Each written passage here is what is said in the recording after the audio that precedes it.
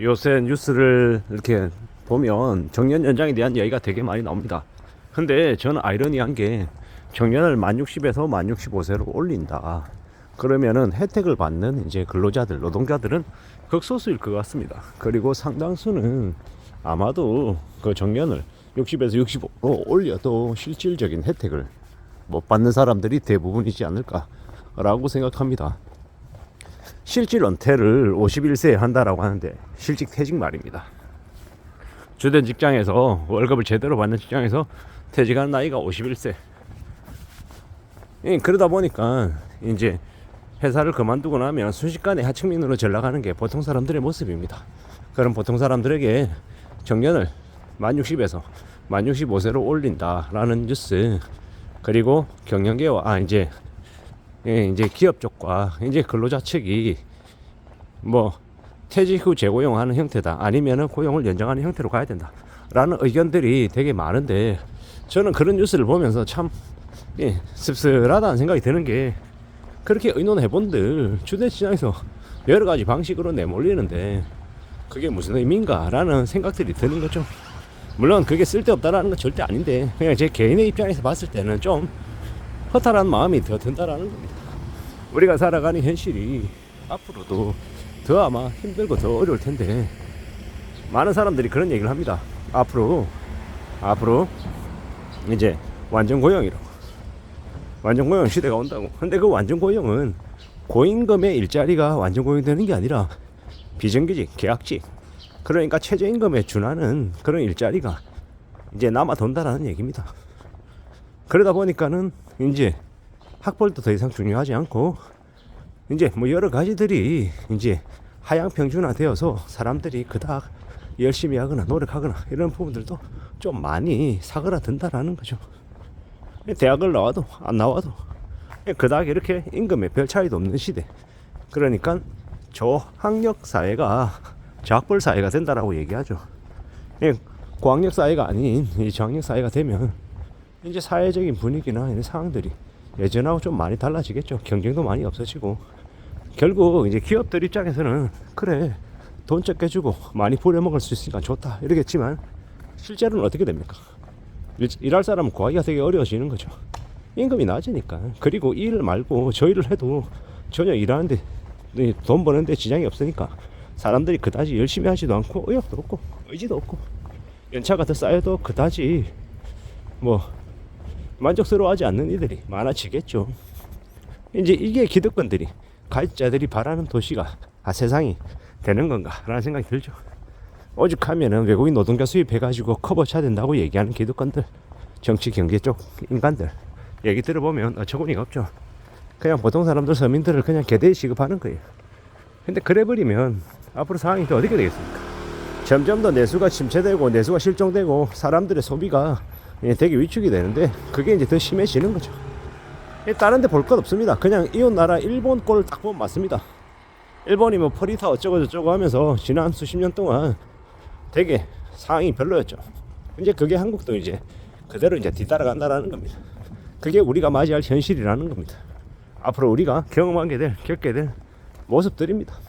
어떻게 살아야 되겠나, 어떻게 살 수 있으려나 라는 고민을 이제 누구나 다 하게 되는데, 이제 희망이나 의지나 기대가 많이 이제 줄어들어 버리는 거죠. 더 이상 임금 상승도 없고, 이직을 해도 그렇게 뭐 연봉을 많이 받는 일이 좀 이제 줄어들겠죠.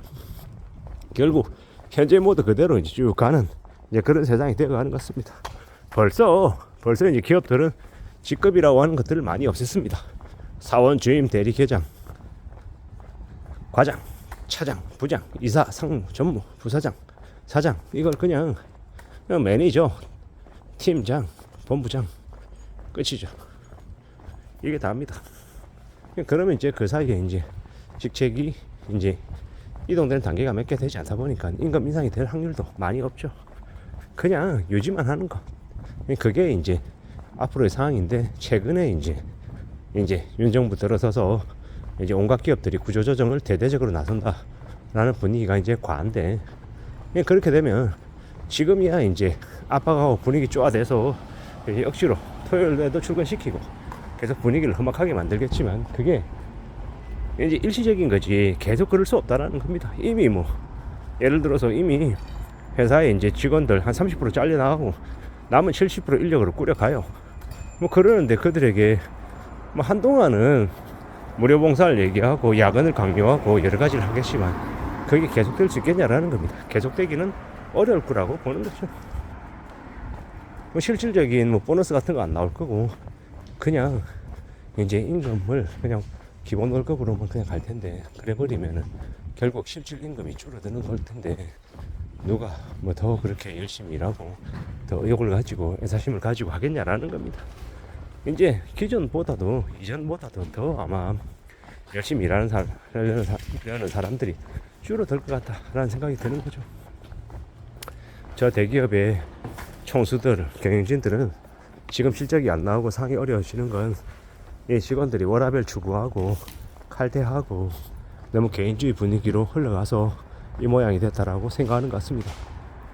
정말로 본질이 그게 아닌데 윗선부터 좀 바뀌어가야 하는데 위에 있는 경영진이나 이런 놈들은 자기들 이렇게 주인 노릇만 하고 아래에 있는 사람들을 하인 취급하고 머슴 취급하고 지금 마음대로 부려먹으면서 앞에서 방향이나 리더십이나 이런 것들 제대로 발휘하지 못하면서 다 망쳐놓고 이제 와가지고 이제 직원들 잘못으로 이제 넘기는 것 같습니다. 삼성전자에 이재용이 그러하고 신세계의 정용진이 대표적인 예입니다.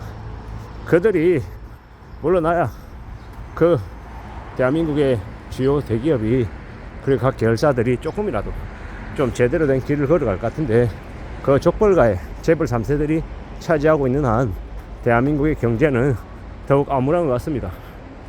이런 식으로 태어날 때부터 양반과 태어날 때부터 쌍놈으로 구분되는 이 현재 시대에 이제 벌어지고 있는 그 뭐 계급사회 뭐 이런 것들이 조금이라도 옅어지지 않는 한 대한민국의 경제는 그리고 개개인들 서민들의 삶은 여전히 안 좋아지고 더 험난할 것 같습니다.